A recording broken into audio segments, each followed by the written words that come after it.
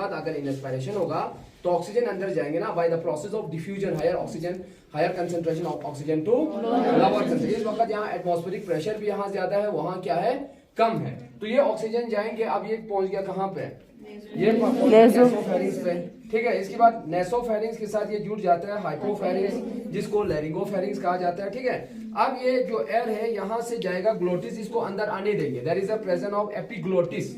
ये epiglottis food और water को अंदर आने नहीं देंगे, बाकी ऑक्सीजन को अंदर आने देंगे। अब ये कहाँ पहुंच जाएंगे आप बताओ, ये पहुंच गया लैरिंग्स। लैरिंग्स में हमारा क्या होता है, हमारा वोकल कोट होता है।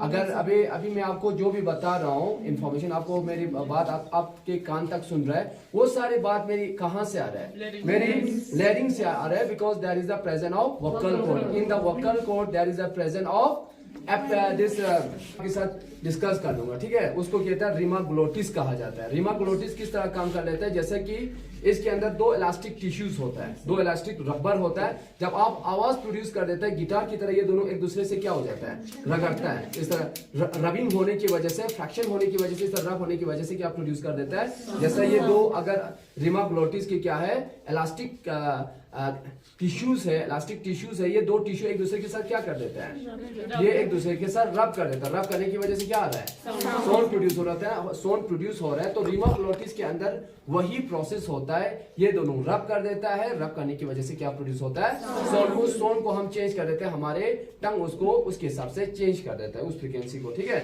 अब यहाँ लैरिंग्स के बाद पहुंच गया कहाँ पे, ट्रैकिया। ट्रैकिया के बाद ये पहुंच जाएंगे कहाँ, ब्रोंकस, ठीक है। There are two form of bronchus, one goes to the right lungs and second goes to the left lungs। अब ये जो ऑक्सीजन मॉलिक्यूल जा रही है कहाँ जा रहे हैं, ये जा रहे हैं लेफ्ट लंग्स में। तो ये लेफ्ट लंग्स के कहाँ पहुंच गया, प्राइमरी ब्रोंकाई में। अब प्राइमरी ब्रोंकाई के बाद यहाँ पहुंच जाएंगे। इसके बाद दो ब्रांचेस है, अगेन सेकंड ब्रांच है, उसको कहते हैं सेकेंडरी ब्रोंकाई। इसके बाद सेकेंडरी ब्रोंकाई के बाद ये पहुंच गया कहाँ, टर्शियरी ब्रोंकाई में। इसके बाद ये कहाँ पहुंच गया, ब्रोंक्यूल्स में। ब्रोंक्यूल्स के बाद ये पहुंच गया टर्मिनल ब्रोंक्यूल। इसके बाद रेस्पिरेटरी ब्रोंक्यूल। इसके बाद अल्वेलाई। अब अल्वेलाई के बाद ये कहाँ जाएंगे, इसके बाद यहाँ होगा गैसेस का एक्सचेंज होगा, किसके बीच में, अल्वेलाई और आपके ब्लड के बीच में। ब्लड में हीमोग्लोबिन होगा ना, ठीक है। तो हीमोग्लोबिन अगर यहाँ पे क्या है, this girl is the haemoglobin, come here ना। दरवाजा खोल दो भाई, खोलो इसको दरवाजा। तो ये हीमोग्लोबिन है, इस बेचारे को ये क्या करके लेके जाएगा, उठा के लेके जाओ, इसको लेके जाओ, जाओ ना